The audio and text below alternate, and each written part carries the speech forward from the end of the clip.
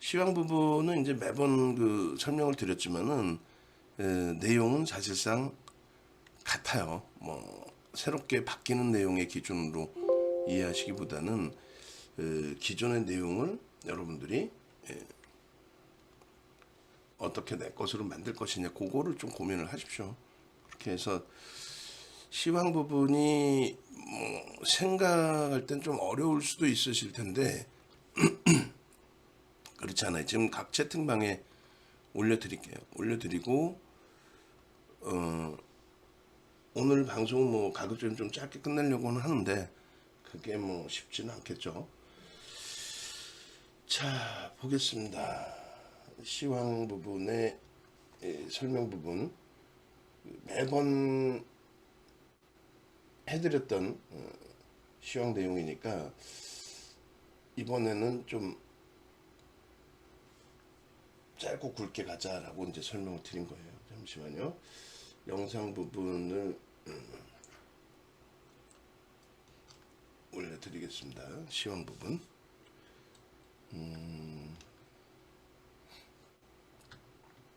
오케이. 그렇게 해서 PDF 파일까지 같이 드릴 테니까 PDF 파일까지 같이 보시고 차분하게 대처하세요. 그리고 시황을 아무리 짧게 해도 기본적으로 해야 될 부분들은 있죠. 그래서 그 시황 부분 볼게요. PDF 파일도 보겠습니다.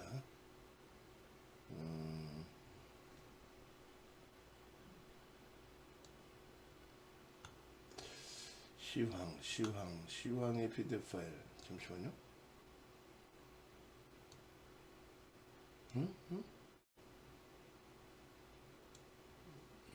이쪽에 있다.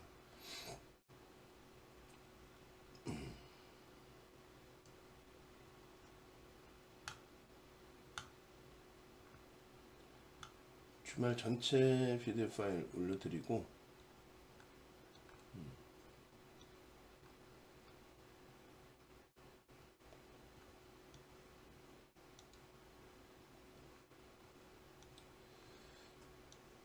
자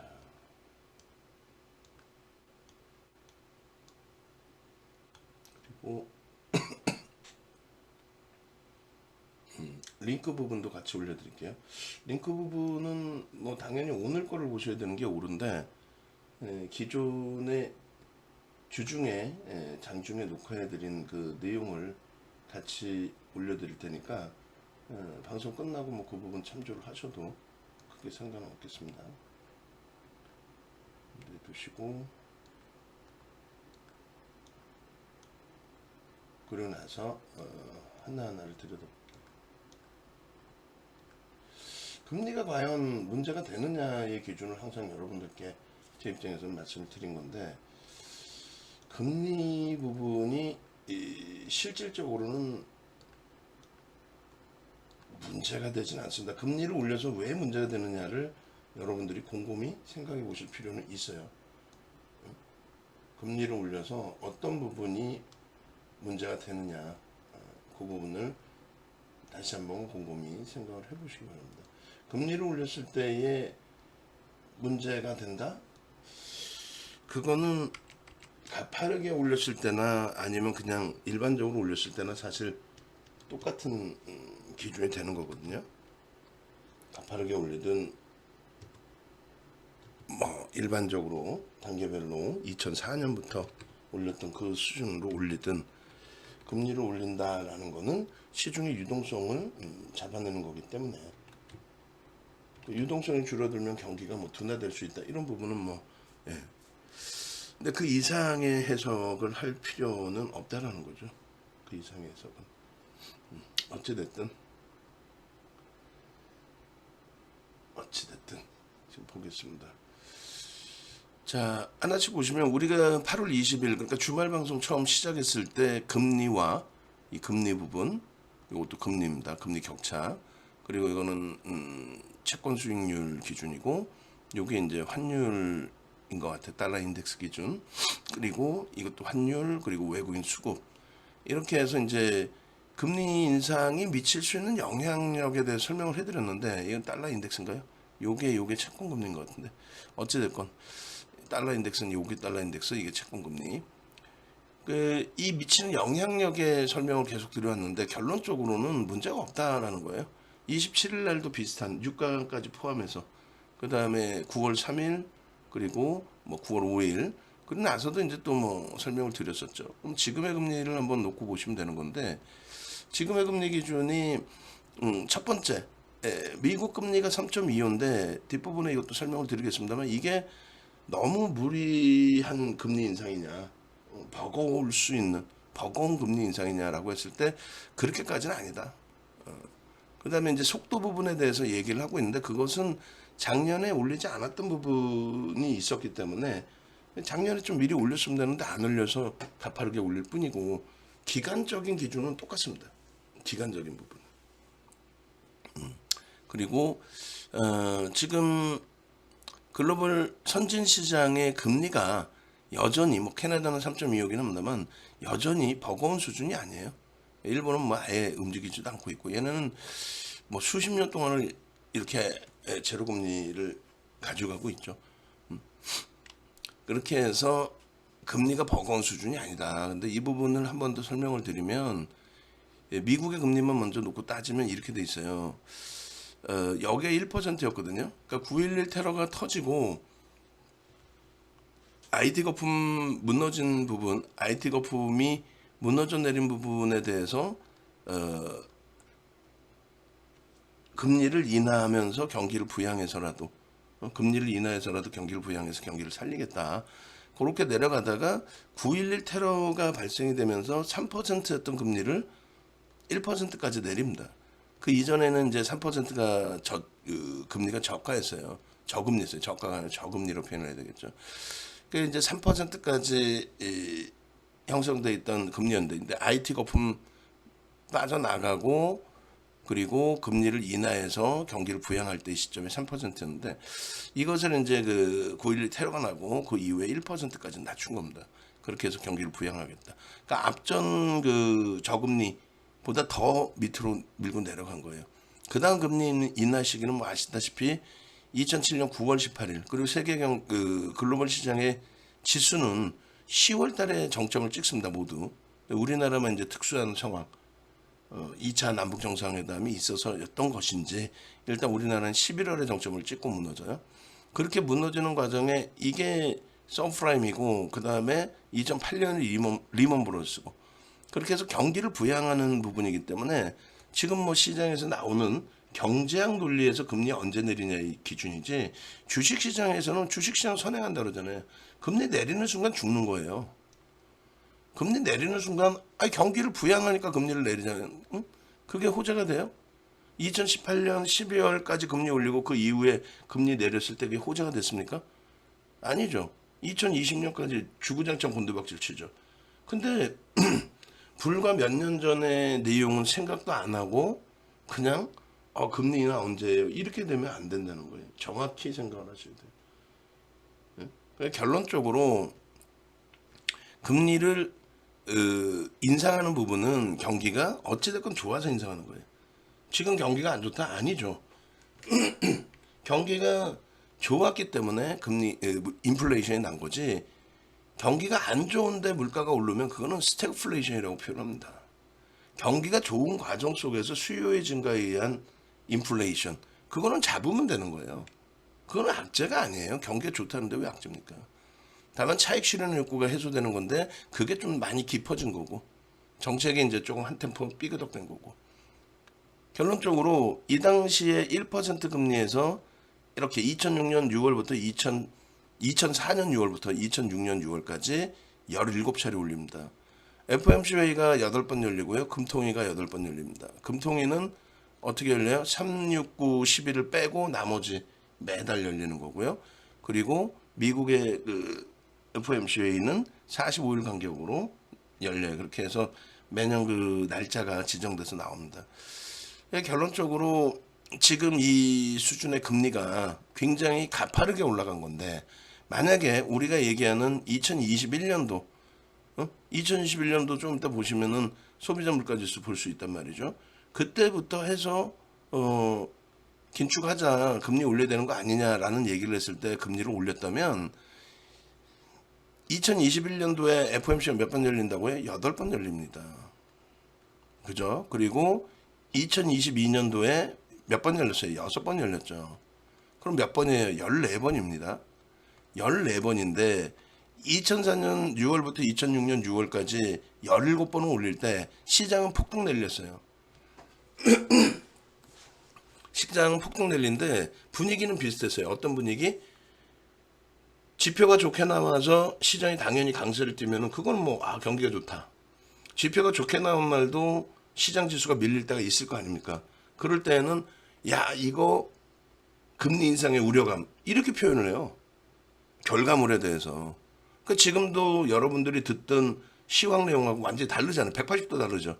금리 악재라는데 왜 윤정도는 금리를 호재라고 얘기해? 앞부분 못 들으신 분들은 다시라도 또 들으셔야 돼요. 180도 다르잖아요 지금. 근데 과거 데이터를 보면 이해가 되실 거란 말이에요. 이때도 17번 올려요. 한 번도 안 쉬고. 그 분위기가 어떻겠어요? 계속 올리니까 야 이거 야 이거 야 이거 야 이거.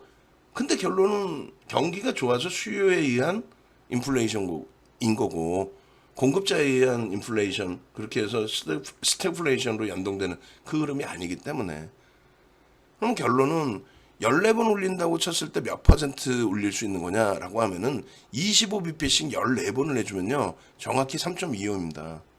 그걸 꼭 보시고 싶다 하시면 보여드릴 텐데 뭐 14번 곱하기 25 하면 되죠. 25bp 얼마예요?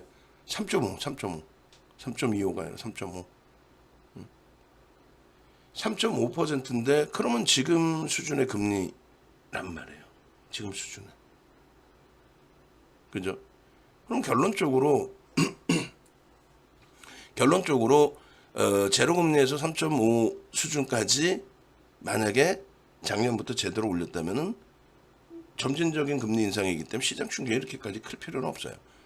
조정받은 건 정확히 올해 1월부터 소비자 물가지수가 벌써 이미 또 생산자 물가지수가 벌써 이미 정점에 달했을 때부터 조정을 받은 거란 말이에요. 그 지금은 추가적인 정점이 아니라 거기서 맴돌거나 생산자 물가지수는 오히려 하향되고 있는 추세인데 추가적인 공포감을 가질 필요가 있겠느냐라는 얘기고 두 번째 기준은 예전부터 말씀드릴 때 2006년 6월달 금리 5.25%까지 거기까지 뭐 올라간다라는 얘기가 아니라 올라갈 수도 있다. 올라가더라도 이상할 건 없다. 다만 금리가 정점에 달하면 정점에 달하면 그리고 나서 금리를 인하한다는 이야기가 나오면 오히려 그것이 악재 요인이 된다. 금리 인하는 경기의 부양이다. 이렇게 해석을 해야 된다.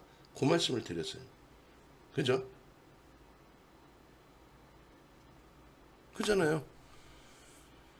결론적으로 금리의 정점은 올해도 아니고 내년이란 얘기를 해요. 그럼 내년까지는 금리를 점진적으로 추가적인 뭐 공격적 금리 인상이 추가적으로 있다 할지라도 그 나머지 부분에 추가적인 인상을 또 한단 말이에요. 예. 그는 경기가 그대로 연착륙까지라고 표현하기는 힘들다 할지라도 경기가 그대로 유지되고 살아나 있기 때문에 지금 지표는 나머지 지표 나쁘지가 않아요.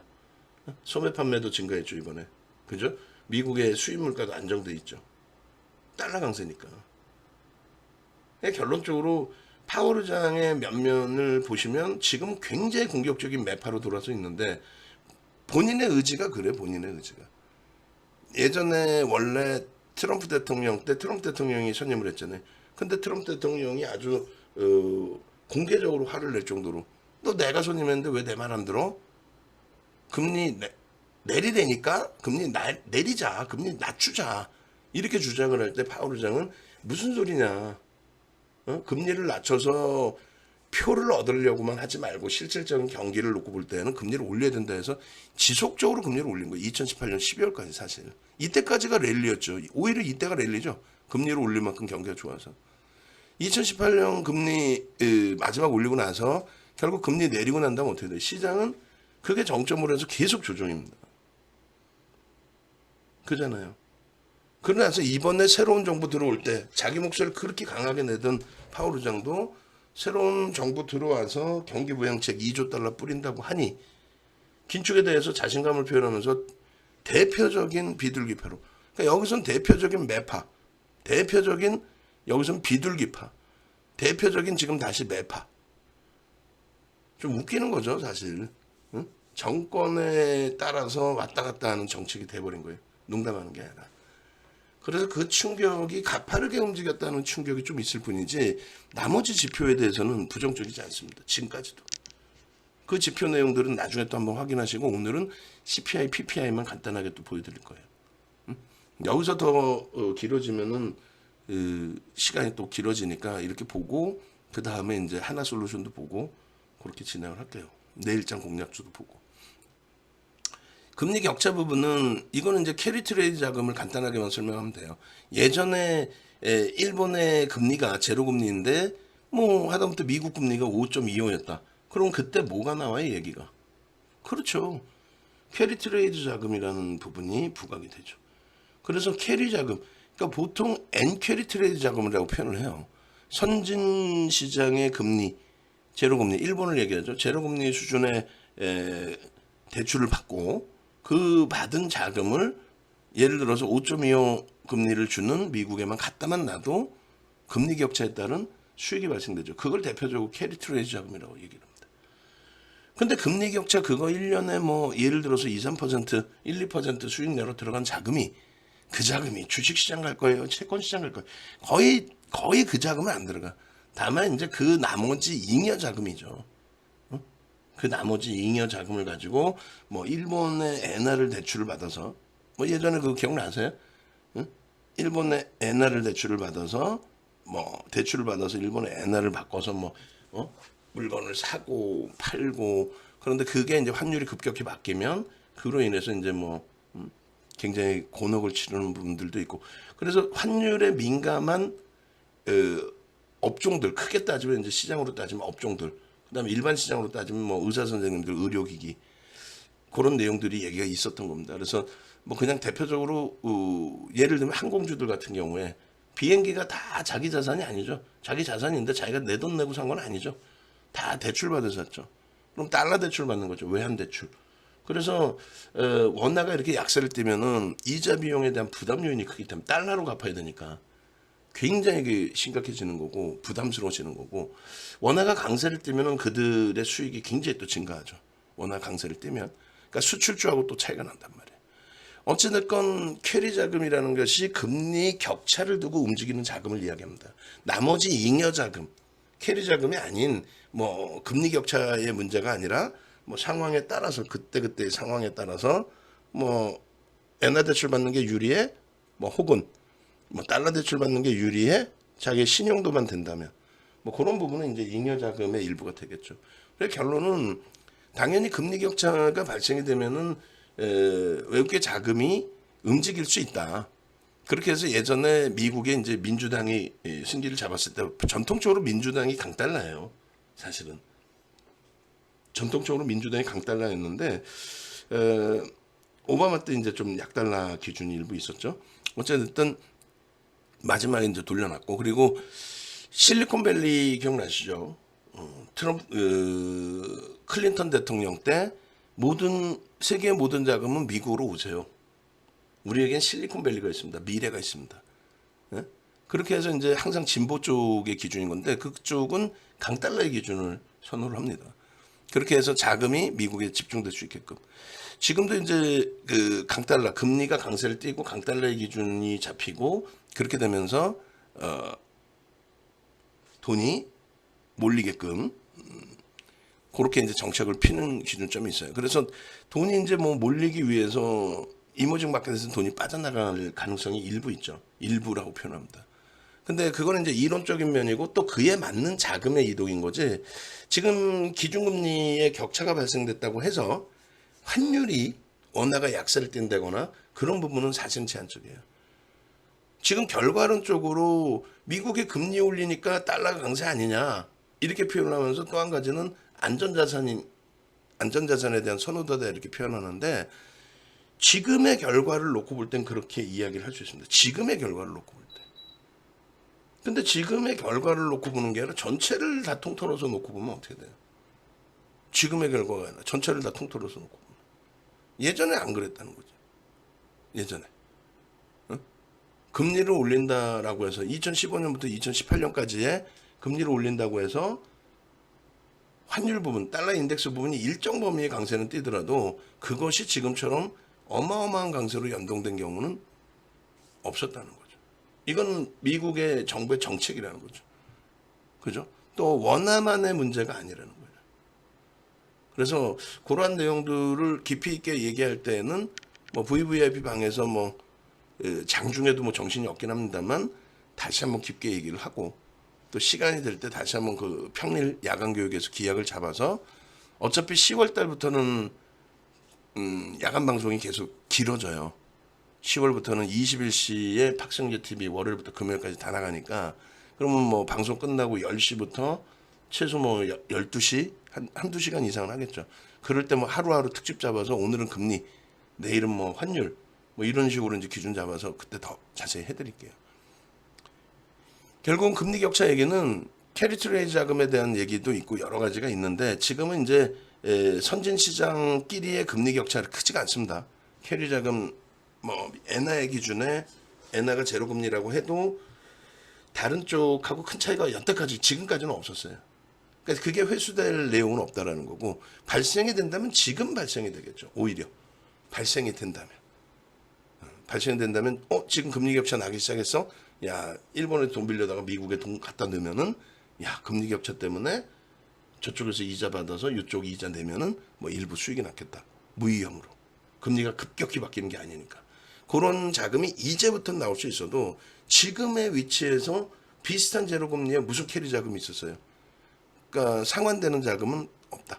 그러니까 지금 얘기하는 미국하고 우리나라의 금리 격차가 있기 때문에 우리나라에서 자금이 빠져서 미국 쪽으로 갈 가능성 이론적으로 가능하지만 제한적이다. 또 그로 인한 환율이 달러를 사서 가는 거니까 원화가 약세를 띈다. 그것도 제한적이다. 그러니까 너무 거기까지 확대해서 들어가지 마시라는 거예요. 제가 제 수준에서 요 정도만 말씀드려도 그 얘기가 혼란스럽고 듣기가 이해가 참 안 되시는 부분도 있을 텐데 더 깊이 생각하시면 뭐하겠어요. 그리고 우리나라의 실질적으로 2004년 6월부터 2006년 6월까지 금리를 미국 금리를 올릴 때 우리나라도 금리를 동반적으로 올렸겠죠. 그때도 금리 격차 이렇게 발생돼 있었어요. 미국이 5% 넘길 때 우리나라는 4%. 그 당시에 원화는 약세를 띄었을까요? 주식시장을 떠나서 주식시장에서 외국인이 팔았네 샀네를 떠나서 원화 자체가 주식시장에서 외국인들이 55조를 팔았습니다. 사실은 55조를 팔았는데 시장은 폭등 랠리 폭등 중에 55조를 판 거예요. 차익 실현한 건데 그 돈을 다 빼서 미국으로 보냈느냐? 뭐 보냈다고 쳐요. 그럼 전체 외환시장에서의 흐름은 어떻게 됐느냐? 원달러 환율이 900원까지 내려갑니다. 원화가 어마어마한 강세를 떼요. 금리 격차가 발생되는데 원화가 강세를 띱니다. 그러니까 지금의 현상에만 맞춰서 시장을 보시면 안 된다. 그 말씀을 드리는 거예요. 아시겠죠? 그래서 일단은 그런 맥락 좀 이해를 하시고 그러니까 금리 격차나 뭐 캐리 자금이나 이런 부분에 대해서 너무 민감해 하시지 말라고 말씀을 드리는 거예요. 보고 있는 건 제가 보고 있고 대처는 제가 해드릴 테니까. 그러니까 앞부분 시황 못 보신 분들 조금 이따 녹화 방송 한 번 더 올려드리면 그때 또 보시고 10년물 국채금리도 시장에서 아예 전적으로 윤정두를 시황에 대해서 신뢰하고 갈게 네, 그 부분도 설명을 드릴게요. 국내 증시 같은 경우에 금요일날 더 빠져서 선반영된 부분도 있는데 전체 지수로 놓고 보면 좀 더 설명을 드릴게요. 예. 그래서 시황 보실 때 이제 어차피 거시경제를 다 보셔야 되잖아요. 그러니까 거시경제를 다 보셔야 되는데 예를 들면 전체 그래서 말씀드린 게 이제 경기가 좋으냐 안 좋으냐의 기준으로 설정을 잡아드린 거란 말이에요. 어? 경기가 뭐 마이너스 3장으로 막 둔화가 아닌 침체로 접어들고 침체 정도의 그 각도가 깊어지고 말 그대로 뭐 스태그플레이션 우려감까지 나올 정도로 경기는 완전히 붕괴가 되고 있는데 물가가 안 잡히는 수준이냐 이런 걸 따져야 되는데 그건 아니라는 거고 그냥 금리나 환율이나 유가나 또 채권금리 이렇게 들어갈 때 설명을 해드리다 보면 여러분들이 못 알아들으시는 경우들이 나오잖아요. 그럴 때 마지막 판단하시면 돼요. 윤정도 얘기가 이해가 잘 안 된다. 뭔 소리인지 잘 모르겠다. 그리고 왜 시장하고 얘기하는 게 다르냐? 라고 하면은 그때는 더 머리 아프게 생각하지 마세요. 계좌 힘든 것도 힘든데, 응? 시황까지 더 머리 아프게 생각하지 마시고, 그냥, 윤정도를 신뢰하고 그냥 윤정도 얘기대로 그럼 각각 내가 지금 못 알아듣더라도 그것도 고민을 해보세요. 그러면서 그거에 대한 이제 근거나 명분은 그런 데서 잡으세요. 작년에 같이 계셨든 뭐 유료방에 계셨든 무료방에 계셨든 같이 계신 분들은 채권금리에 대해서 생각이 나실 거란 말이에요. 요 박스 쳐드린 요 부분. 이때 당시에 이런 그 10년물 국채금리의 월선 차트 이런 거 하나만 갖고 나서 방송을 해드려도 되는데 이걸 갖고 나온 사람은 제가 판단할 때는 저 말고는 그냥 뭐 장중에 나오는 케이블 TV에 장중에 나오시는 메이저 펀드 매니저나 이제 뭐 애널리스트 중에서도 꼬맹이들 말고 뭐 센터장 정도 되시는 분들이 또 혹은 경제연구소 혹은 어느 정도 이제 경력을 인정받으시는 메이저 분들이라면은 지표를 안 갖고 나오시더라도 설명이 잘 돼요. 그리고 이제 지표 이런 그림을 이제 가지고 나오시는 경우도 있죠, 표를. 그게 보여주면서 설명하면 되는데 야간 방송에 유료 활동을 위한 유료 전문가 활동을 하는 분들의 경우는 이런 표조차를 가지고 나오질 않고 어디서 갖고 올지도 모르는 경우도 많고 지금 이제 일반인 분들도 investing.com을 잘 쓰시고 계시는데 여전히 못 쓰는 전문가도 많아요. 그러니까 그냥 남의 거, 뭐 예를 들면 특정 증권사가 내놓는 보고서 하나 읽어보고 나와서 자기 거 있냐. 그 다음에 또 다른 증권사 보고서 읽고 나서 또 얘기를 하면 엇갈리는 내용들이 분명히 나오겠죠. 하여간에 실질적으로 잘 기억을 더듬어 보시면 미국의 국채 금리가 10년물의 기준에 이게 뭐 1.3에서부터 얘기가 나온 거예요. 1.3일 때 여기서 작년에 1.3일 때 가파르게 올라가요. 와, 국채 금리 수익률이 가파르게 올라가요. 장단기 금리 역전 현상이 나요. 뭐 난리가 났어. 응? 근데 윤석도가 이제 뭐라고 말씀을 드렸냐면 자, 테이퍼링이라는 단어를 맨 처음 쓴 게 버냉키 의장인데 2013년도에 우리가 2013년 5월입니다. 버냉키 의장이 2014년부터 테이퍼링을 단행하겠다. 무슨 얘기냐면 있는 유동자금을 흡수시키는 게 아니고 지원하든 지금까지 경기를 부양하기 위해서 뭐 예를 들면 매달 2천억 달러를 지원을 하고 있었다. 유동성을. 그럼 그 유동성을 1,000억 달러로 줄이겠다. 그 다음에 500억 달러, 그 다음에 완전히 줄이고, 그 다음에 금리 인상해서 시중의 유동성을 흡수하겠다. 이렇게 얘기를 한 거예요. 그렇게 하고 이제 테이퍼링을 단행을 했죠. 그 과정 속에서 올라왔던 10년 만기 국채 수익률이 3%였는데,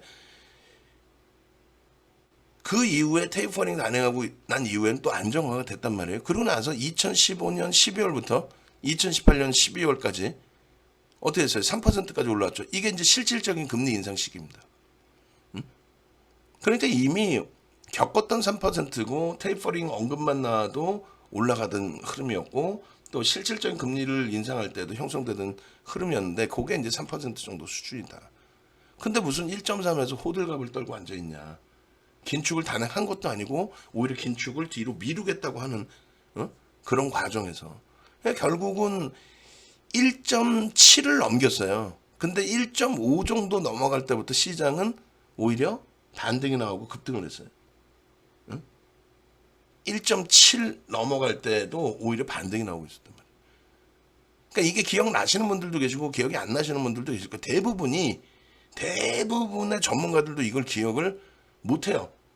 수많은 뉴스가 있으면 그걸 골라서 또 얘기하고 내 거로 만들어야 되는데 뉴스 보고 나서 한마디 하고 들어오면 무슨 기억이 남겠냐고.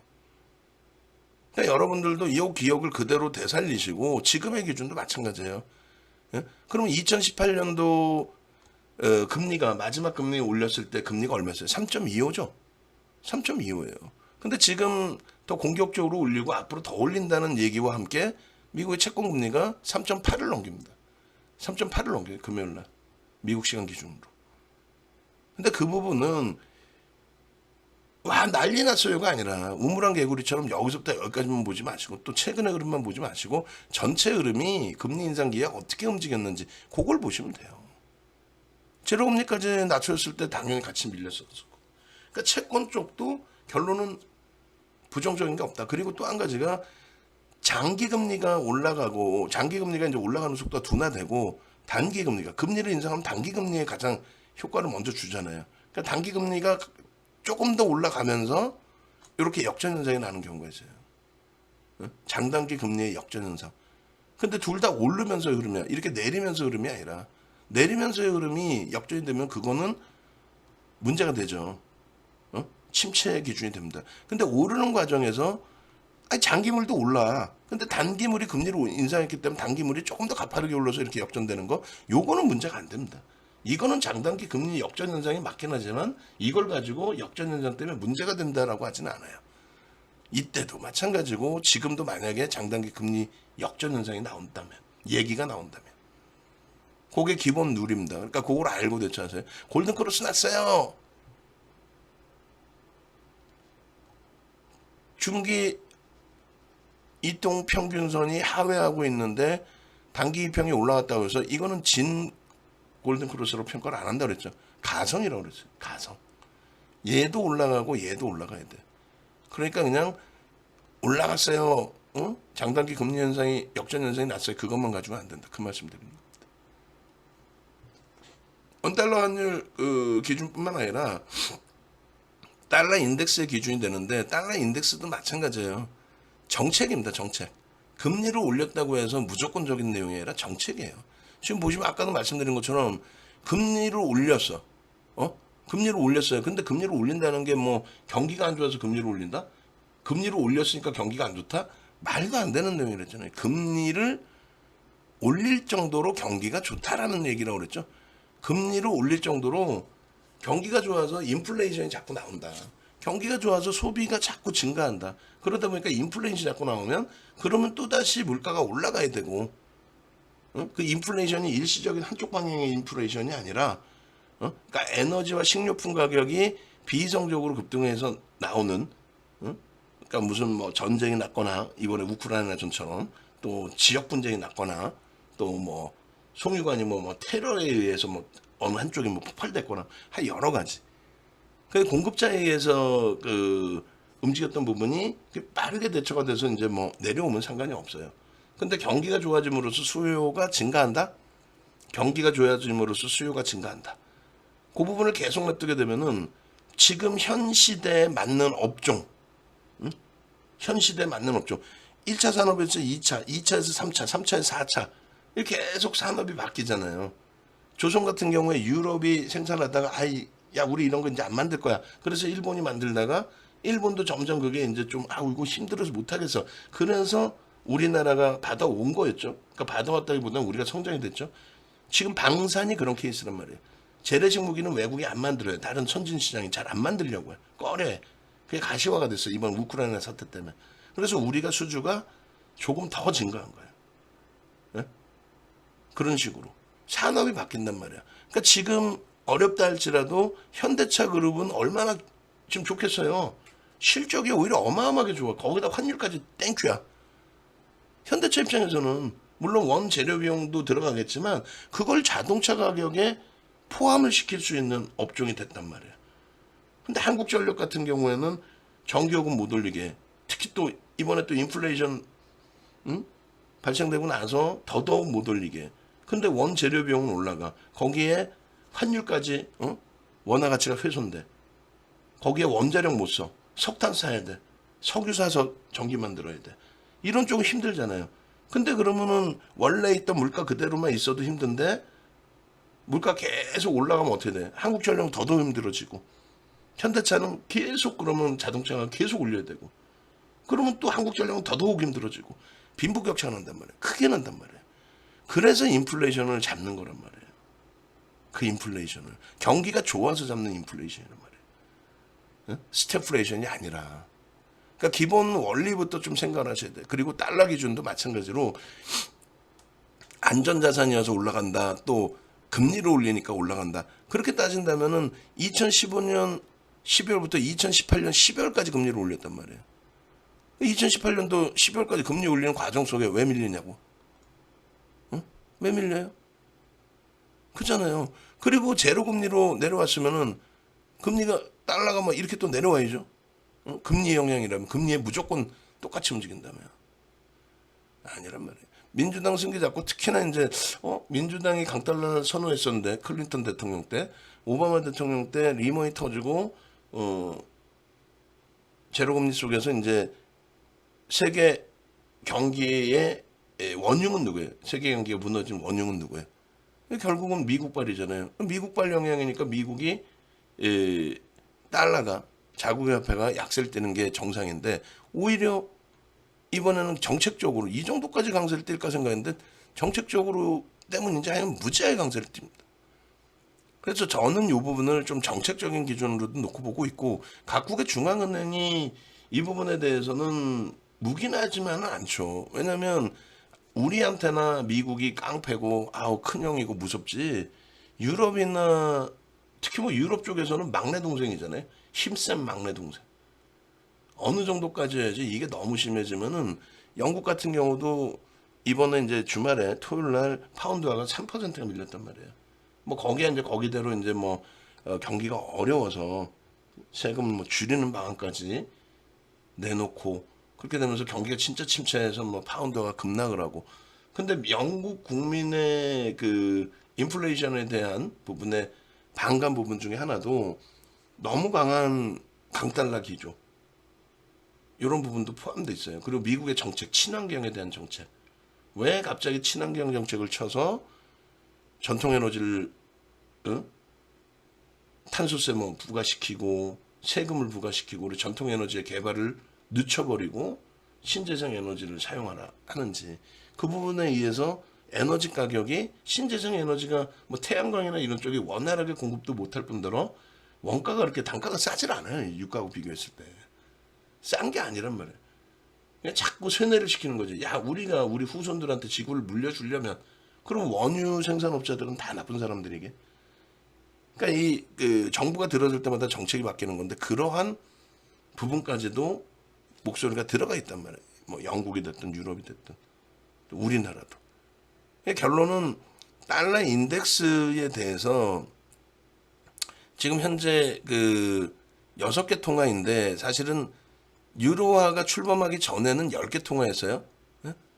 당연하겠죠. 독일 마르크화부터 해서 뭐 프랑스 프랑인가요? 그리고 뭐 나머지 이태리나 이런 쪽 전부 그렇게 해서 10개 통화에 대한 평균적 가치 평가인데 지금은 달러 인덱스를 지표로 보고는 있는데 그거를 완전하게 우리도 달러 인덱스를 일반적으로 잘 쓰지는 않잖아요. 시장 지표로 좀 보는 거지.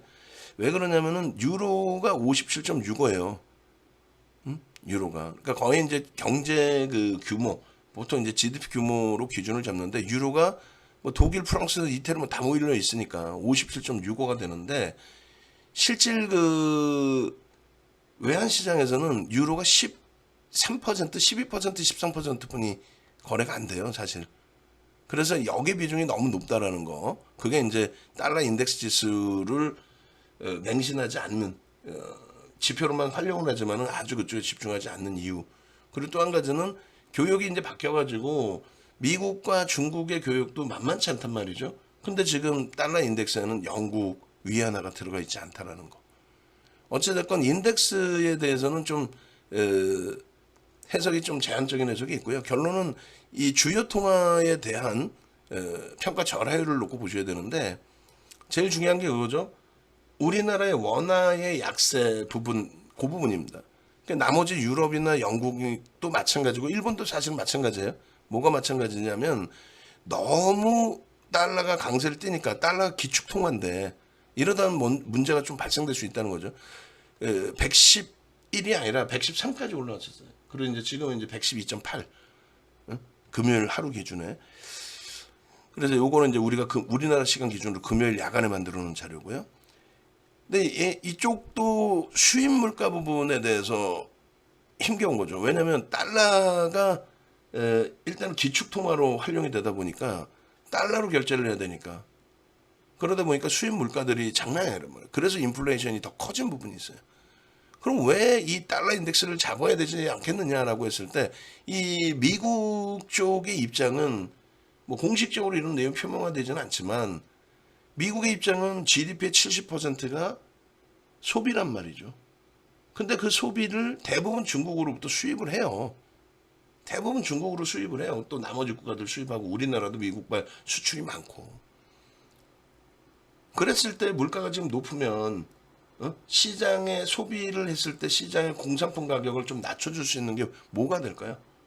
그렇죠. 강달러 기조 속에서 수입 단가가 이제 낮아지는 미국민들 입장에서 예전에 1달러에 수입하던 거를 우리나라 뭐 자동차인데 1,000원이라고 치면 1달러에 수입하던 거를 지금 얼마예요? 그러면은 1,400원이니까 70센트, 80센트면 수입을 할 수 있잖아요. 그러니 얼마나 물가가 그쪽 부분에 있어서는 잡혀지겠냐 이거지. 그러다 보니까 미국 쪽에서는 마다하지 않는 내용이 된단 말이에요. 결론적으로 다 떠나서 시장의 영향이죠. 우리나라 원화가 1,400원 넘겼는데 이거 굉장히 심각한 거 아니냐. 그러니까 주식 다 팔아라. 아니라는 거예요. 그거는. 그 내용 때문에 다 팔아라의 기준은 아니라는 거예요. 왜냐하면 얘네도 많이 빠지니까 그걸 물고 늘어진다는 게 아니고 일단은 미국이나 그 유럽이나 영국 그리고 우리나라가 조금 그 평가 절하율이 조금 더 높아졌습니다. 이번에 높아졌고 파운드화가 이게 반영되기 전이 3% 폭락 반영되기 전이고 그 다음에 이제 유럽도 여기서 이제 더 밀려 있겠죠. 그렇게 해서 우리나라뿐만의 문제가 아니라 달러 인덱스 자체가 지금 강하다. 그거는 공통적으로 해소될 수 있는 내용이 된다. 그러니까 언제쯤이면 해소가 되겠느냐라고 했을 때 이 금리 인상하고 민감하긴 해요. 지표기 때문에. 그러니까 금리 인상에 대해서 이제 선반영돼 있다는 인식이 또 잡혀 있고 4%까지는 열어놨고 그 4%까지 열어놓은 거에 대한 또 선반영이 돼 있고 그렇기 때문에 그럼 달러 인덱스는 다시 안정화될 가능성이 있다. 왜? 우리나라도 좀 문제지만 얘네들이 가만히 안 있죠. 어떻게 감당이 되겠어요? 미국 때문에 인플레이션이 난 거예요. 미국 자국의 인플레이션? 오케이 좋아. 니들끼리 알아서 해봐. 그랬더니 얘네가 엉뚱하게 환율에서 치고 나오네. 강달러 기조로 가버려요. 그럼 결제를 달러로 해야 되는데 우리가 비싸게 달러를 사서 결제를 해야 돼. 그러다 보니까 영국이나 유럽도 수입 물가가 올라가다 보니 얘네도 버거워진 거죠. 이해되세요? 그 구조가? 그러니까 지금 이 구조들이 전체적으로 놓고 볼 때 만약에 진짜 심각한 상황이면 미국발 악재가 터진 상태이기 때문에 금리를 인상하는 것만 미국도 해답은 아닙니다. 근데 지금으로선 금리 인상해서 잡는 게 해답으로 설정이 될 수 있으니까 하는 거예요. 스태플레이션이 아니니까. 그죠? 그런 과정 속에서 달러의 강세 기조를 가져가는데 이게 어느 정도만 안정화가 되면 우리나라의 원화의 문제가 아니라 달러 인덱스 자체를 낮추겠죠. 이 정도로 끌고 가지는 못해요. 그렇게 해서 뭐 거의 정점 이상으로 올려져 있다. 비이성적이다. 근데 그게 진짜 시장이 이제 패닉에 빠질 내용은 아니다. 패닉에 빠지려면 그게 다르다라는 부분을 말씀드리는 겁니다. 그 대표적으로 유가 부분은 차트를 직접적으로 놓고 볼게요. 그러니까 유가 보고 이제 CPS, PPS 보고 종목으로 넘어갑니다. 뭐 솔직히 종목이 지금 뭐가 중요해요? 유가나 이런 시황 부분이 더 중요하시죠. 그리고 이제 반영이 됐느냐 안 됐냐 뭐 여러 가지 기준. 일단은 땡겨서 놓고 보시면은 가장 중요한 부분이 이 부분이에요. 그 유가의 고공행진 중에서 주봉으로 볼까요? 주봉으로 보시면은 우크라이나 사태 때문에 유가가 올라와서 인플레이션이 났다. 그건 완전히 거짓말이죠. 그걸 거짓말이라고 분명히 이때 엄청나게 강하게 말씀을 드렸었단 말이에요. 거짓말이다. 우크라이나 사태 때문에 유가 강세를 떼서 인플레이션이 왔다. 이거는 거짓말이에요. 그건 거짓말이고 뭐 때문에 인플레이션이었냐면 말 그대로 재난지원금을 죽어라고 뿌린 상태에서 재난지원금 뿌리 코로나 때문에 추가적으로 뿌렸잖아요. 리먼 때 뿌렸지. 그거 아직 회수도 안 하고 있었지. 근데 거기다가 추가적으로 코로나19가 또 터져요. 그렇게 되면서 또 재난지원금 뿌려요. 우리나라뿐만 아니라 미국도. 그걸 뿌리면서 결국은 그 뿌린 돈이 소비가 이제 늘어나면서 경기가 살아난 거고, 그러니까 금리 인상에 대해서 계속 얘기 나온 거고. 금리 인상만 하면 시장이 붕괴될 것 같으면은 금리 인상 못하게 해야 되겠죠, 진짜로. 근데 그게 아니란 말이지. 금리 인상, 금리 인상, 금리 인상, 금리 인상. 그만큼 물가가 올라갈 정도로 경기가 살아났다는 기준입니다. 그런데 그 과정 속에서 유가의 상승 각도나 상승 퍼센테이지를 보시면 이렇게 돼 있어요. 지극히 정상적으로. 수요에 의한, 이때는 계속 랠리였죠. 코로나고 뭐고 하여간 랠리였잖아요. 시장도 굉장히 강했잖아요. 언제까지? 2022년 1월 달까지 강했단 말이에요. 그러면 여기 놓여진 요 유가 있죠. 요 유가까지는 시장이 사상 최대치 고점을 찍는 거에 대해서 문제될 전혀 내용이 없는 유가였단 말이에요. 그것도 1월 고점 찍을 때까지 기준에 벌써 이미 10월 달에 더 고점 찍었다는 거고. 잘 쉬어간 거예요. 그럼 여기는 문제가 안 되는 유가죠. 그리고 1월에 정점을 찍고 나서 그 이후에 이제 시장이 조금씩 눌려지는데, 본격적으로 이제 시장 밀린 거는 우크라이나 전 때문에 시장의 지수는 1월 달에 한번 출렁합니다. 그리고 이제 2, 3, 4월 기준까지는 미국이나 뭐 우리나라에 문제가 없었단 말이에요. 근데 유럽은 정확히 2월 말부터 3월에 급락이 나오게 됩니다. 주간 단위 막 11%씩, 주간 단위 11% 급락이. 그때가 요 기준이에요. 그때가. 그래서 지금처럼 러시아가 뭐 핵을 만지네, 핵을 뭐 이야기하네, 그리고 가스전에 대한 공격이 있었나요? 하여간에. 그리고 이제 뭐 가스전, 미국에서, 러시아에서 천연가스 수출을 줄이겠다. 유럽 한번 니들 당해봐라. 그때 한번 반짝한 거예요. 반짝. 갭상승의 음봉이죠. 주간 단위입니다. 요때 한번 반짝이고, 그 이후에는 유가로 인한 인플레이션이라든가 이거는 말도 안 되는 내용이었다는 거고, 유가 때문에 증시가 무너지고 있다, 유가의 고공행진 때문에, 그것도 말도 안 된다. 그 각도가 나오질 않는다. 지금의 위치 해석하기 전에 그거부터 먼저 보시면 돼요.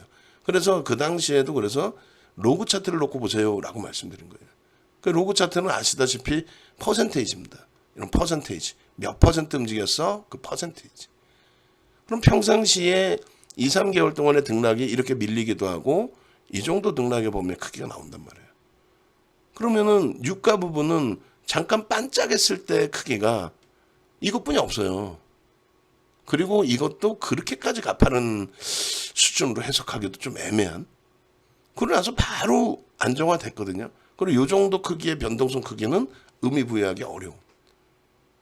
이해되세요? 그러니까 지금까지 유가 때문에 뭐 유가의 고공행진 때문에 인플레이션이라든가 또 그에 따른 시장의 조정이 나왔다. 그거는 전체 내용에서 그냥 꽤 맞추기식의 기준이 되는 거고.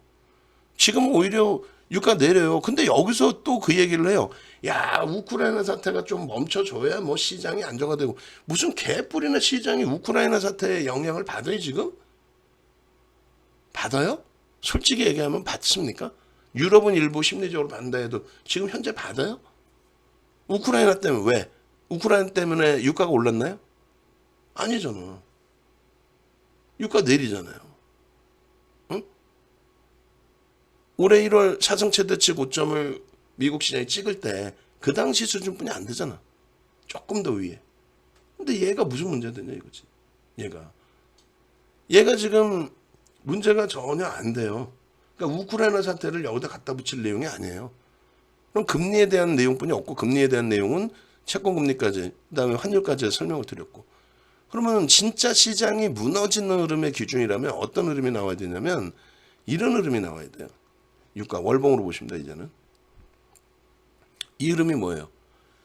경기가 둔화돼서 이렇게 혹은 달러 인덱스가 강해져서. 무슨 얘기예요? 2013년까지, 이것도는 길게 봐야 돼. 어쩔 수 없이. 유가 오늘 기준에 한 번 더 보세요. 2002년부터 해서 2002년 4분기부터 해서 경기가 살아납니다. 물동량이 증가를 해요. 그래서 해운업체가 미친 듯이 올라갑니다. 주가가. 그러고 나서 30년 만에 조선업종 호황이 나와요. 70년대 초반에 엄청난 배를 찍고 배 수명이 뭐 자동차보다 길 거 아닙니까? 그러니까 보통 우리가 25년에서 30년을 잡는데 배 수명이 다 된 상태에서 경기가 안 좋다 보니까 노후된 선박 해체를 안 하고 계속 쓴 거예요. 근데 그 잘못 정박을 할 때 그 밑에 긁혀가지고 원유가 뭐 쏟아져 나오고 나면 바다가 다 오염되잖아요. 그 인근이. 그래서 선진 시장은 오래된 선박을 안 받고 후진 시장에서만 이제 조금 후진국들만 좀 그 선박을 받아주는 정도. 그러다가 물동량이 어마어마하게 증가하니까 조선 업종이 30년 만에 업황 호조세에 접어드는데 우리나라 조선 업종이 30년 만에 업황 호조가 아니라 글로벌 시장에서. 근데 그때 보니 유럽이 이제는 우리 이제 너무 힘들어서 3D 업종이고 너무 힘들어서 조선은 이제 잘 안 해. 근데 벌써 이제 일본이 갖고가 있었던 거고 일본이 그만큼 성장해 있던 과정이고 우리나라는 그 당시에 세계 최대 규모 VLCC급 유조선 누가 만들어요? 후판 2장 들어가는 거. 그렇죠. 현대중공업이 세계 1위. 그리고 LNG 선박의 세계 1위는 대우조선해양인데 그것을 삼성중공업이 얼른 뺏어 먹죠. 기술력을 빨리 올려서. 그래서 세계 시장에서 LNG 선박을 거의 뭐 독점 수주로 합니다. 예? 그렇게 되면서 우리나라가 톤수 기준에서는 일본하고 엎치락뒤치락 그리고 수주 금액 기준에서는 우리나라가 이제 올라선 거고 지금은 이제 중국 쪽으로 많이 넘어갔어요. 그렇게까지 말씀드릴 정도로 어마어마한 시장 경기 호조세가 나타납니다. 그렇게 해서 2004년 6월부터 2006년 6월까지 금리를 17번을 올려요. 17번.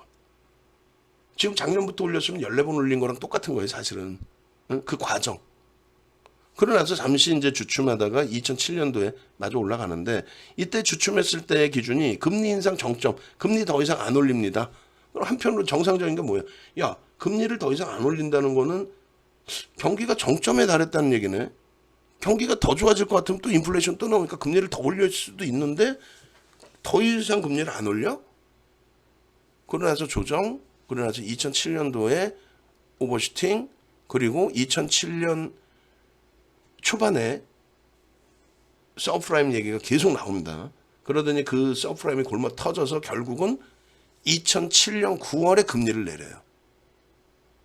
2007년 9월에 금리를 내리고 10월 달부터 시장은 조정을 받기 시작합니다. 폭락은 아니야. 조정을 받기 시작해. 일단은. 그러나서 이제 좀 조정폭이 깊어졌다가 반등 그리고 리먼 터지면서 폭락. 유가는 뭐냐면 여기서부터 여기까지 얘도 똑같이 이거를 로그 차트로 안 보면요. 금리를 올린 시점의 기준 그 금리를 올린 시점의 기준 이후에 유가가 많이 오른 것처럼 보여져요. 금리 올린 시점이 요자락이거든요. 엄청나게 오른 것처럼 보여지는데 실질적으로는 뭡니까? 그냥 오버슈팅이 나왔던 거예요. 그냥.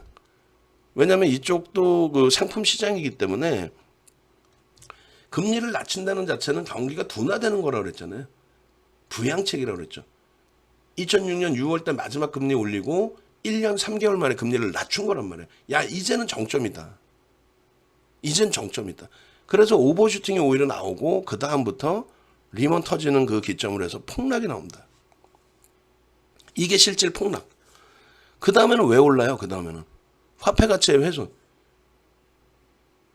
달러가 약세를 떼어서 중동 국가 입장이나 뭐 두바이 같은 경우 결제 통화 기준에서는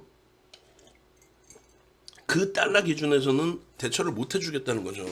응? 우리는 이렇게 팔아서 우리도 살 수가 없어. 근데 만약에 이때 이게 공급자의 문제가 돼서 경기는 굉장히 안 좋은데 공급자 때문에 감당이 안 된다. 그러면 그게 스태그플레이션으로 가는 거예요. 공급자의 문제잖아요. 공급자의 문제. 지금의 기준도 우크라이나건 뭐건 안 돼. 우리도 먹고 살아야 돼. 야, 공급 줄일 거고 죽어봐. 그래서 공급자가 중동에서 확 이렇게 올려버리면 그게 스태그플레이션이라는 거예요. 지금의 기준은 그게 아니란 얘기예요. 그래서 결론적으로 이렇게 유가가 강세를 띠는데 달러는 완전히 초전박살이 나고 달러 인덱스가 급락을 했고 왜? 미국발 영향이었으니까 미국이 이제 힘을 못 쓰는 거죠. 그러고 나서 유가는 여기서 맴도는 거예요. 이게 WTI나 두바이나 똑같습니다. 그러고 나서 이제 요자락은 왜 여기서부터 다 보여드리냐면 요자락 설명이 어려워서 그래요. 요자락은 뭡니까? 정확히 2013년 5월 달에 버냉 회장이 테이퍼링 2014년부터 단행합니다. 2014년부터 테이퍼링을 단행하니까 긴축을 하니까 달러 인덱스가 강세를 띈 거예요. 지금만큼 어마어마하게 강세를 띈 게 아니라 70, 80까지 내려갔던 그 인덱스 수치가 달러가 강세로 전환이 되면서 결제 통화의 강세 때문에 정상적으로 내려온 거죠. 거기에 이제 투매도 포함되어 있겠죠. 그리고 이제 일부 반등. 그러고 나서 2015년 12월에 금리를 올해 안에 무조건 올릴 거다. 올해 안에 무조건 올릴 거야. 그러면서 달러가 추가적인 강세를 띱니다. 근데 그때는 금리를 올려서의 강세 명분도 있지만 그거보다도 금리를 올릴 정도로 경기가 살아난다의 기준, 그렇게 되면서 미국의 달러 강세 기준이 지금처럼의 비이성적인 흐름이 아니라 100을 향해서 정상적으로 움직인다의 정도의 기준이에요. 근데 이때는 좀 과도하게 조정을 받은 거죠. 과도하게. 시장의 추이상. 그래서 결론적으로 금리를 올리는 그 시점이 바닥이 돼서 정상적인 랠리가 나옵니다. 언제? 금리를 올리던 시점에, 예? 금리를 정상적으로 올렸잖아. 파월 의장도 트럼프가 올리지 못하게, 야, 올리지 마. 나 대선에서 이번에 또 나가서 또 이겨야 되니까 좀 돈 좀 뿌려야 되니까 올리지 마. 계속 올려서 안 돼 하면서 공개적으로 막 트럼프가 욕하고 난리 나고.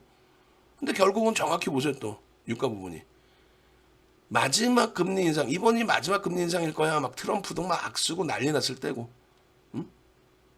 그리고 주춤되다가 결국은 코로나 터지고 세계 경기가 침체될 우려감에 빠졌을 때 등락 범위가 이렇게 됩니다. 지금 이제 코로나를 겪으셨잖아요. 코로나를 겪고 나니까 어때요? 한편으로는 말도 안 되는 내용이지만 한편으로는 야, 혹시 우리가 속은 건 아니야? 이런 생각도 한단 말이에요.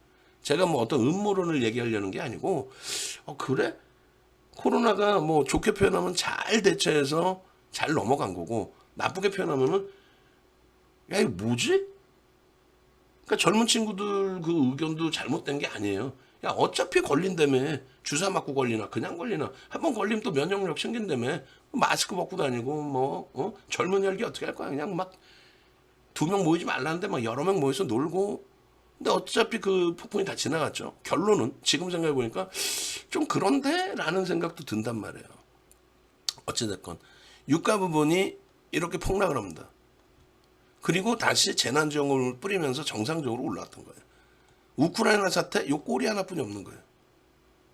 그러면 왜 지금 이 설명을 다 하냐면 지금 경기가 어렵고 죽을 것 같고 진짜 스태그플레이션은 단어는 이제 조금 뒤로 넘어갔어요. 오히려 스태그플레이션 얘기 나오고.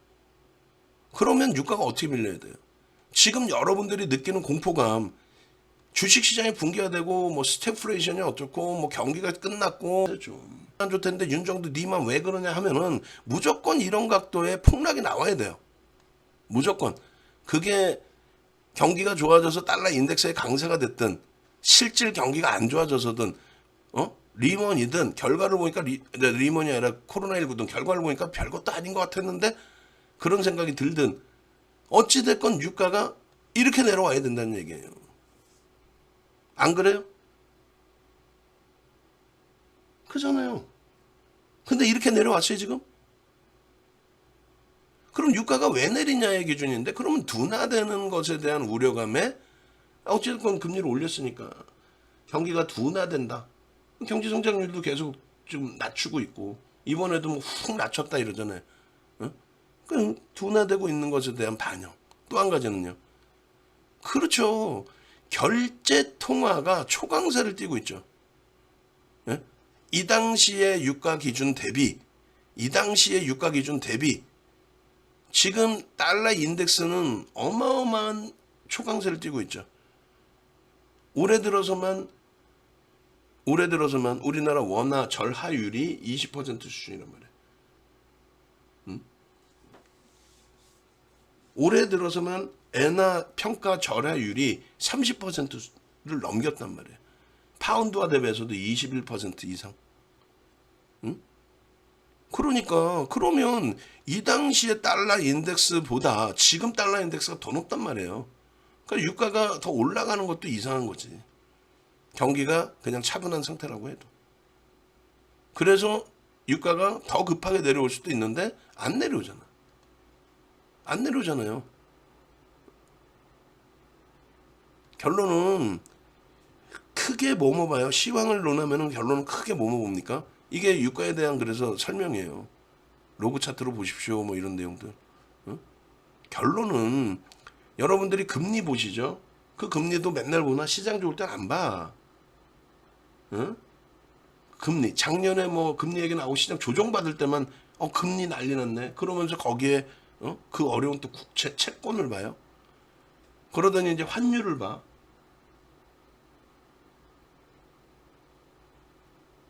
그러실 필요가 없다는 거예요. 달러 인덱스 이후에 원달러 환율을 아까 안 보여드렸었나?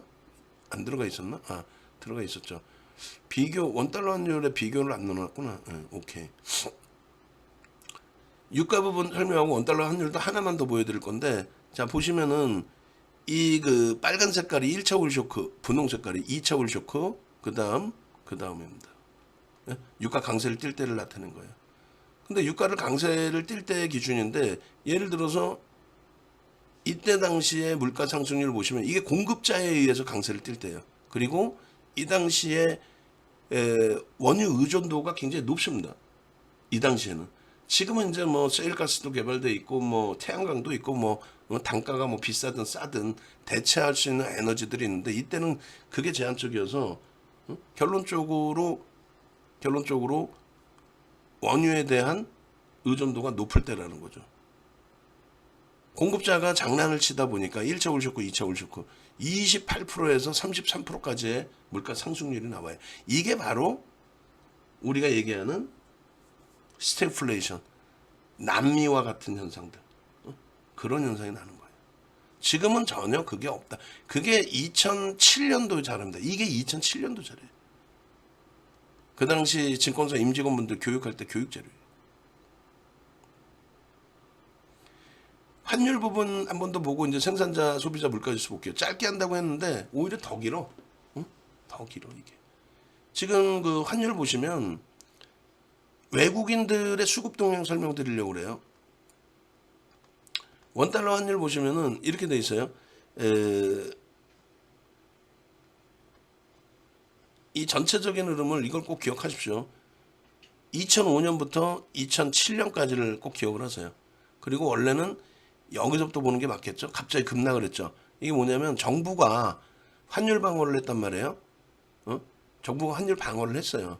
근데 이제 야당에서 그때 당시 이제 정부는 진보였고, 지금의 진보는 어디 더불어민주당이죠. 그리고 그때 당시 야당은 국민의힘, 지금의 국민의힘이었어요. 근데 그 보수에서 굉장히 강하게 얘기를 합니다. 뭐라고 얘기를 하냐면 이 당시 기준에 원달러 환율에 대해서 그 고 노무현 대통령 정부 시절인데, 자 우리가 87, 88, 89 이후에 처음으로 수출 두 자릿수 성장을 했다, 이 얘기를 합니다. 지금은 거꾸로죠. 수출이 굉장히 지금 수출이 아니라 무역 수지가 굉장히 안 좋다, 이렇게 얘기를 하는 거고, 저 당시는 무역 수지 얘기는 안 하고 수출이 두 자릿수 성장 3개년도를 달성했다. 이거는 87, 88, 89 이후에 처음이다. 이렇게 잘하고 있는데 왜 나한테 못한다고 하냐. 지금 정부를 못한다고 왜 하냐. 그랬더니 이제 그때 당시 야당인 보수가, 야 수입도 증가하지 않았냐. 수입도 증가해서 결국은 무역적 경상수지가 니들이 주장하는 것만큼 그렇게 좋지가 않다. 환율이 이따구로 방어하지 마라. 국정감사에서 환율 방어하지 못하게 굉장히 강하게 얘기를 합니다. 그럼 왜 환율을 방어하지 못하게 하냐면, 환율이라는 건 정상적으로 움직이게 냅둬야지 인위적으로 가면 안 돼요. 그러니까 우리나라 같은 경우는 뭐 정부가 개입을 해서 환율을 방어, 아이 개뿔이나 무슨 엔화가 평가자라가 지금 2020년부터 40%고 2021년부터 그리고 올해 들어서만 엔화가 평가자라가 30%가 넘습니다. 일본이 바보고 돈이 없어서 환율 방어를 못합니까? 정부가 개입한다고 구두 발언을 해도 왜 그러냐고. 전체적인 글로벌 흐름이잖아요. 미국의 또 정책이잖아. 지들 화폐 가치를 강하게 가는. 인플레이션 잡겠다는 의지가 포함되어 있는. 근데 우리나라는 개뿔 여기서 방어하면 뭐 하겠냐 이거야. 방어한다는 게 뭐예요? 달러 죽어라고 사는 겁니다. 시장에서 달러 죽어라고 사는 거예요. 그럼 달러가 강해지겠지. 원화가 죄송합니다. 그 달러를 죽어라고 파는 거지. 죽어라고 파는 거죠. 그럼 시장에서 달러가 우리나라 외환시장에서 달러가 약세를 띠고 그리고 원화가 강세를 띠겠죠. 근데 지금 뭐라 그래요? 달러를 파는 게 아니라 세계 10대 10위 안에 들어오는 외환 보유고를 갖고 있는 우리나라잖아요. 그럼에도 불구하고 야 이번에 해외 순방 가가지고 대통령이 그리고 또 보좌관들이 또 관련 같이 가신 분들이 결론적으로 미국하고 통화 수합 해올게. 세계 10위 안에 드는 외환 보유국임에도 불구하고 단기 부채나 장기 부채나 뭐 이런 부분들 또 진짜 실질적으로 외국인 돈을 빼고 나가겠다라고 하면은 감당이 안 돼요. 10위 안에 들어와 있어봐야.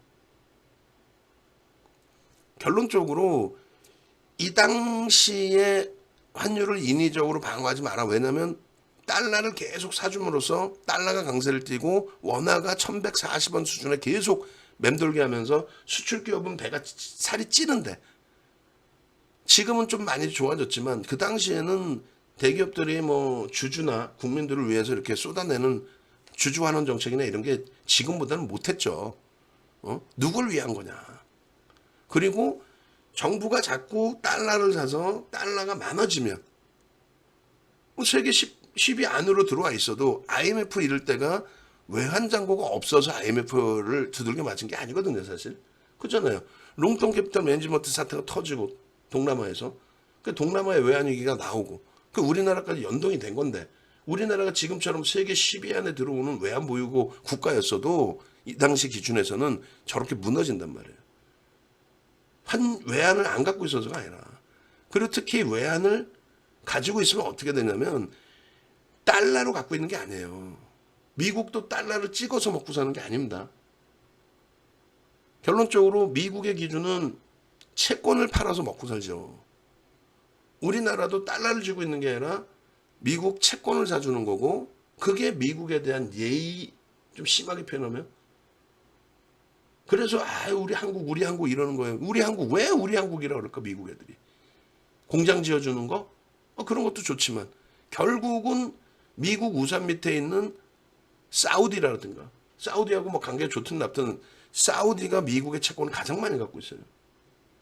중국하고 그 다음에 일본, 스위스 세계적으로 국가로 인정을 못 받는 대만 뭐 미국이 뭐 보안관이었고 그 무기 비행기 한 번씩 날르면 돈이 얼만데 그거를 막 대만에 가갖고 막 방어해주고 여러 가지 이유가 있겠지만 그 중에 한 가지가 대만도 미국의 채권을 무지하게 갖고 있습니다. 외환보유고 세계 10위 안에 들어오죠. 그런 기준이에요.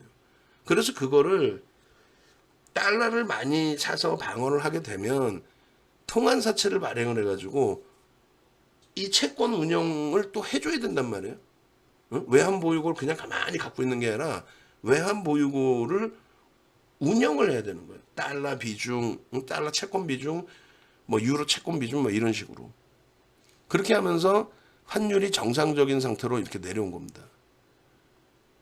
결론은 지금 환율이 이렇게 올라서 외국인이 판다. 혹은 외국인이 팔아서 환율이 오른다. 이 얘기를 합니다. 근데 외환시장하고 증시하고는 그렇게까지 큰 연관성은 없어요, 사실은. 이론적인 거는 가능해요. 외국인이 주식시장에서 매도를 했다. 혹은 외국인이 환율이 떨어져서 매도했다. 원화가 약세를 쪄서 매도했다. 왜? 1,500원까지 가서 주식에서 주식을 팔면 1달러를 1,500원 주고 사야 되니까 그럴 바에는 내가 좀 덜 먹고 또 혹은 뭐 어떻게 될지 모르지만 주식을 먼저 팔아서 지금 가격에 내가 달러를 사겠다. 이런 내용이 되잖아요. 그죠? 근데 그 연관성은 거의 없습니다.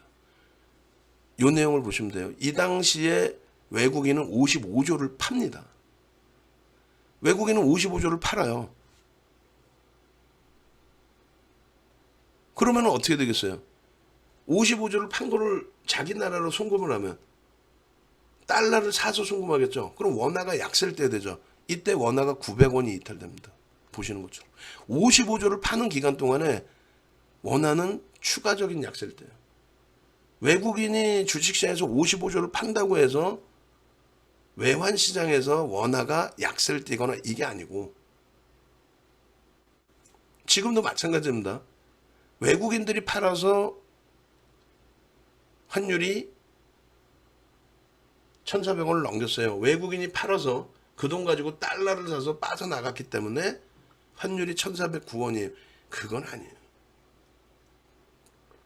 전체 우리나라 무역 규모에 대한 금액이 크겠어요? 아니면 뭐 외국인들이 하루에 사고팔고 하는 금액이, 그 사고팔고가 아니라 순매도의 기준의 금액이 누적적으로 더 크겠어요? 연간 단위로. 그리고 그 돈이 무조건 다 빠져나가나요? 그냥 결론은 주간 단위 기준에서 이렇게 놓고 보시면 쭉 보실 때 올해 들어서요. 1,300원 넘길 때가 이때예요. 그때 여러분들이 환율에 대한 관심이 가장 높아졌었고, 그리고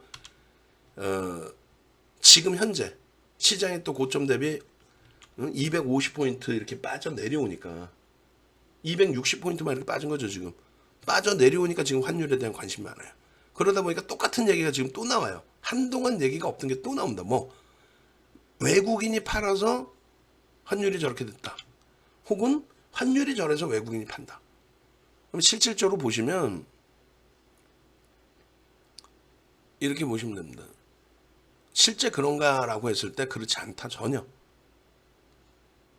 지금은 외국인이 팔잖아요. 팔고 있으니까 외국인이 팔아서 환율이 저렇다.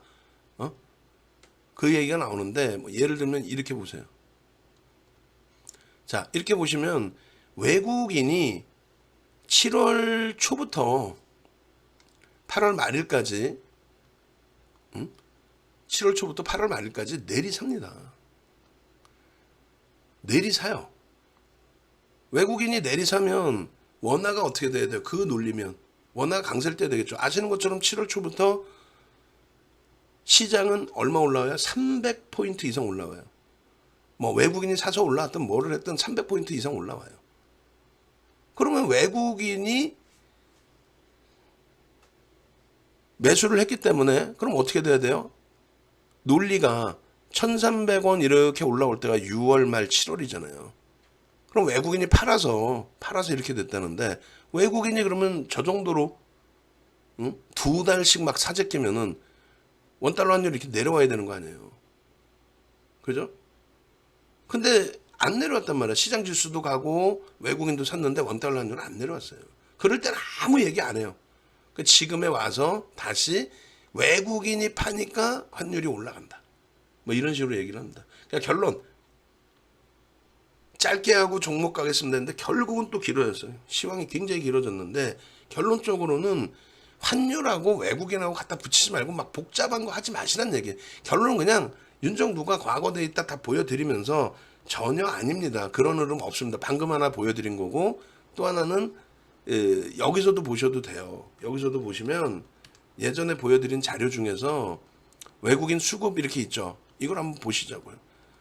외국인들 수급 보시면은 뭐 그냥 이렇게만 볼게요. 이걸로. 외국인 수급 보시면요. 이렇게 돼 있어요. 이 당시 기준에 아주 크게 띄워봅시다. 한번.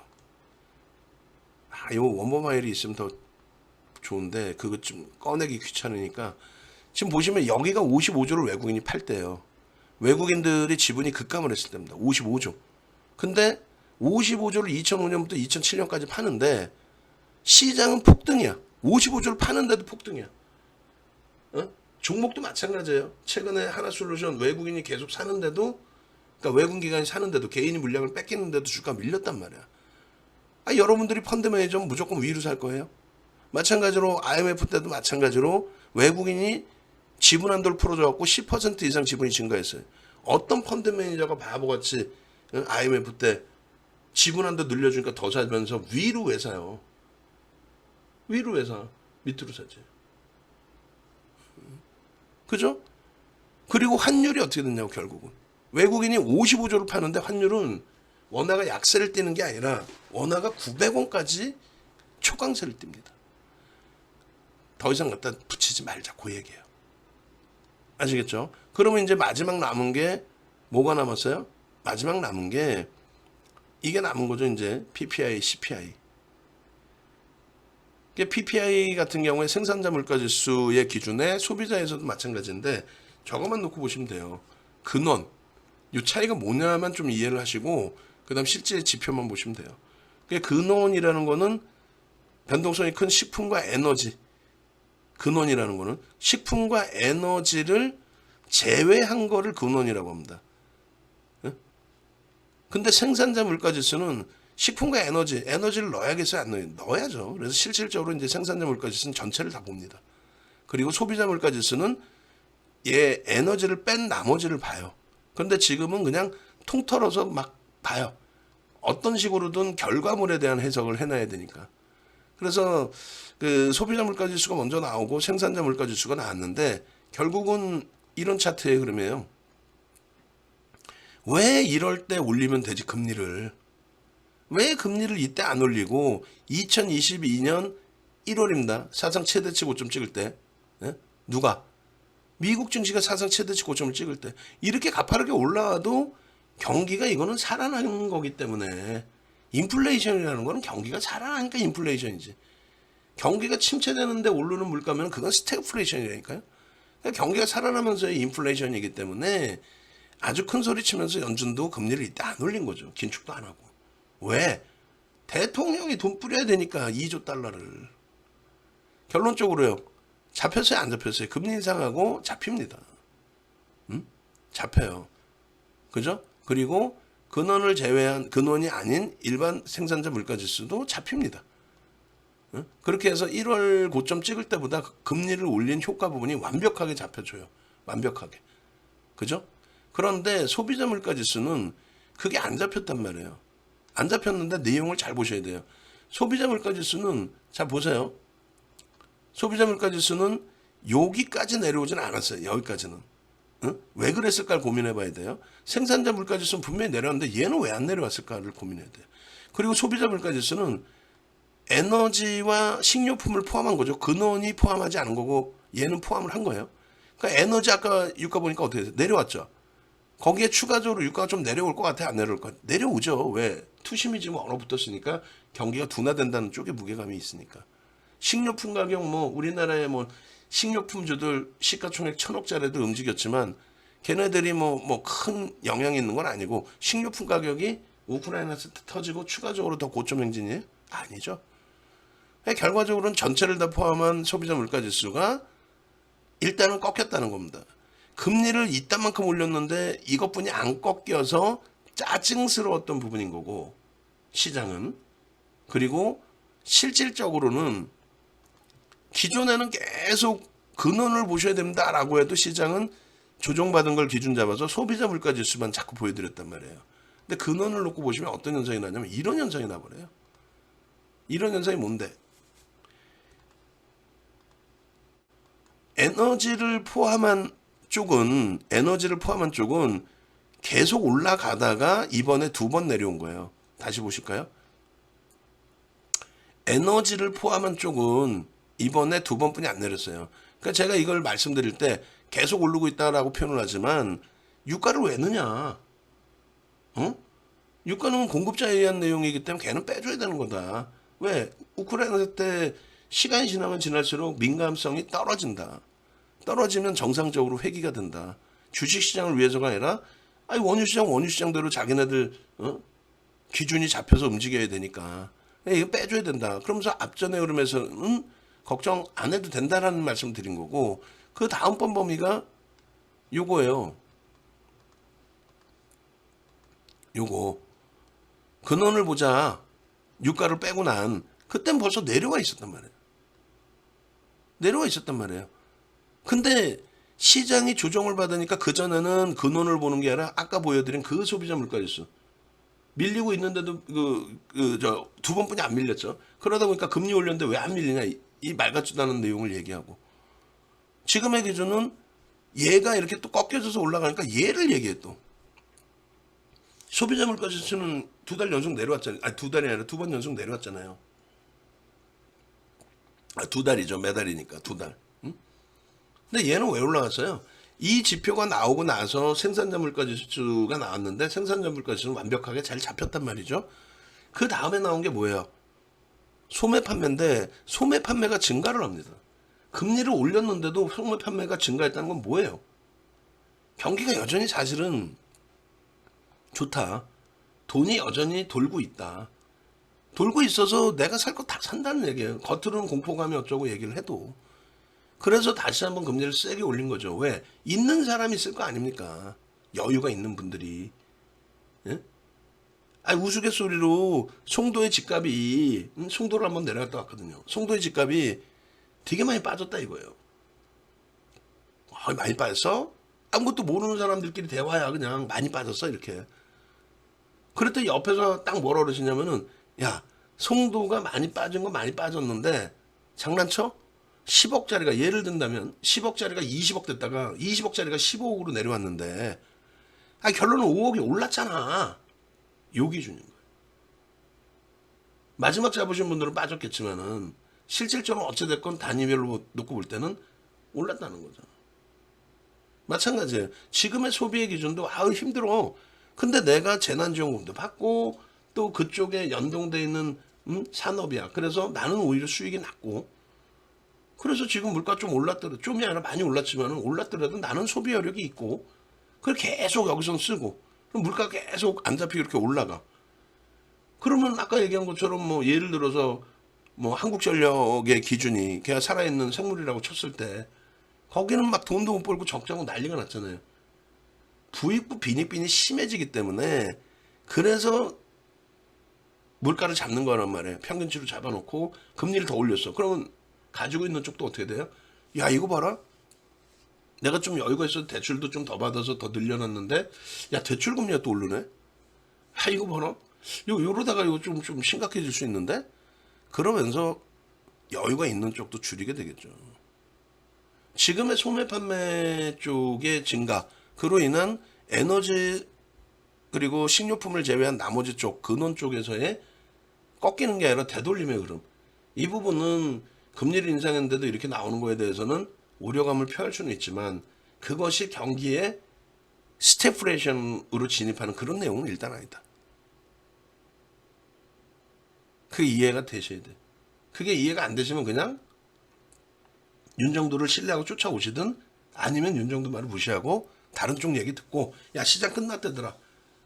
그러면 끝났다고 하면은 전량 다 팔아서 현금 비중 만들어서 쉬는 게 옳죠. 끝났는데 여기서 인버스 사고, 인버스 샀더니 7월 말, 6월 말 7월 초에 인버스 샀더니 300포인트 오르고, 그래 또 깨지고, 그 짓거리를 뭐 하려고 하시냐고. 그냥 다 내려놓고 쉬시는 게 옳지. 그렇게 되면 진짜 뭔 종목을 사도 올라가는 2020년, 21년 그런 장을 기대하시고 쉬는 게 낫죠. 만약에 윤정도 말이 맞고, 야, 이거 지표가 알고 보니까 멀쩡하네. 야, 이게 문제가 된다면 아까 유가 같은 경우 폭락이 나와야 되고, 야, 근데 그것도 아니야. 또 이번에도 가슴에 손을 얹고 생각해보면, 차트 보여드리겠지만은, 시장이 그러고 보니까 6월 말 7월 저점을 깬 게 아니네. 이번에 또 깨질 수는 있겠지만 그게 아니네. 그게 아니면은 여기서 살아날 방법을 찾아볼까? 그것도 고민을 하셔야죠. 소매 판매 증가한 거 부분 빼고도 뭐가 있어요? 추가적으로 미국의 수입 물가가 안정화가 되고, 그 다음에 PMI 같은 경우 50 미만으로 밀려 내려갔다 다시 돌려놓고,